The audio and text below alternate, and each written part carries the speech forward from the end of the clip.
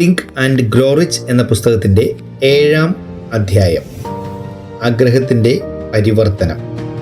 Napoleon hill തൻ്റെ think and grow rich എന്ന പുസ്തകത്തിലെ 7-ാം അധ്യായത്തിൽ സെക്സ് എനർജി വിജയത്തിലേക്ക് മാറ്റാൻ കഴിയുമെന്ന് പറയുന്നു. ഇലോൺ മസ്ക് ഇതിൻ്റെ ഉത്തമ ഉദാഹരണമാണ്. അദ്ദേഹം ഒരു അത്യന്തം ഊർജ്ജസ്വലനായ വ്യക്തിയാണ്.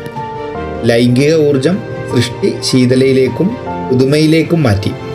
Tesla, space X, Neuralink X പോലുള്ള വലിയ സംരംഭങ്ങൾ ആരംഭിച്ചു. 1. സെക്സ് ട്രാൻസ്മ്യൂട്ടേഷൻ എന്നത് എന്താണ്? ലൈംഗിക ഊർജം ഏറ്റവും ശക്തമായ ആഗ്രഹങ്ങളിലൊന്നാണ്. ഈ ഊർജം ശരിയായ ദിശയിൽ ഉപയോഗിക്കുമ്പോൾ നിർമ്മാണാത്മകമായ ചിന്തയിലേക്കും മികച്ച ആശയങ്ങളിലേക്കും വിജയത്തിലേക്കും മാറ്റാം.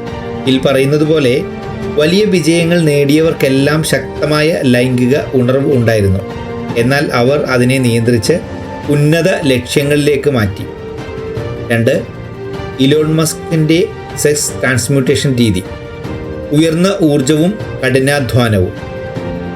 ഇലോൺ മസ്ക് ഒരു ദിവസം 16 മണിക്കൂറിലധികം ജോലി ചെയ്യുന്നു.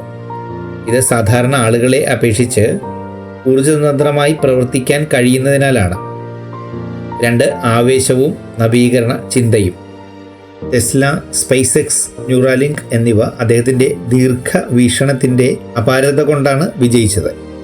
ലൈംഗിക ഊർജം സൃഷ്ടിപരമായ ചിന്തയിലേക്കും ശ്രദ്ധയിലേക്കും മാറ്റുമ്പോൾ വളരെ കർശനമായി ലക്ഷ്യത്തെ പിന്തുടരാൻ കഴിയുന്നു. 3. അതിരുകളില്ലാത്ത ഊർജം. മസ്ക് ഒരു അക്ഷീണീയ പ്രവർത്തകനാണ്. അദ്ദേഹത്തിന് സാധാരണ ആളുകളെ അപേക്ഷിച്ച് ഇരട്ടിലധികം ഊർജവുമുണ്ട്. ഒരു ദിവസം 2-3 മണിക്കൂർ മാത്രം ഉറങ്ങും. ഈ അകത്തുള്ള ഊർജം സെക്സ് എനർജിയുടെ ഉത്തമ പരിവർത്തനമാണ്. 3. തിങ്ക് ആൻഡ് ഗ്രോ റിച്ചിൻ്റെ 7-ാം അധ്യായം ഇലോൺ മസ്ക് എങ്ങനെ പ്രയോഗിച്ചു. 1. സെക്സ് എനർജി ദീർഘദർശനം. സ്പേസ് എക്സ് മനുഷ്യന് ഭാവിയിൽ മറ്റ് ഗ്രഹങ്ങളിൽ ജീവിക്കാൻ കഴിയണം.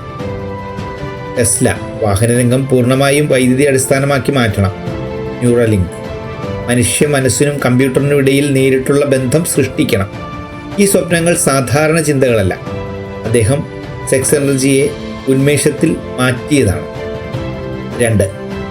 സെക്സ് എനർജി വലിയ പ്രതിസന്ധികൾ തരണം ചെയ്യൽ. ഇലോൺ മസ്ക് വലിയ പരീക്ഷണങ്ങളിലൂടെയും അപകടങ്ങളിലൂടെയും കടന്നുപോയി. സ്പേസ് എക്സ് 3 തവണ പരാജയപ്പെട്ടു.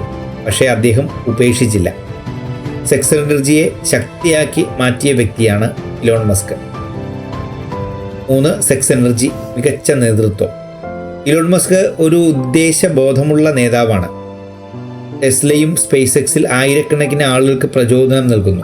സെക്സ് എനർജി ആത്മവിശ്വാസവും വ്യക്തിത്വ ആകർഷണവും ജനപ്രവാഹവും അദ്ദേഹത്തിൽ കാണാൻ കഴിയും. അധ്യായം 7-ൽ മസ്കിൽ നിന്ന് നമുക്ക് എന്തു പഠിക്കാൻ സാധിക്കും? ലൈംഗിക ഊർജം അനാവശ്യമായ കാര്യങ്ങൾക്കായി ഉപയോഗിക്കരുത്. ഈ ഊർജം സൃഷ്ടിപരമായ കാര്യങ്ങൾക്കായി ഉപയോഗിക്കാൻ കഴിയും.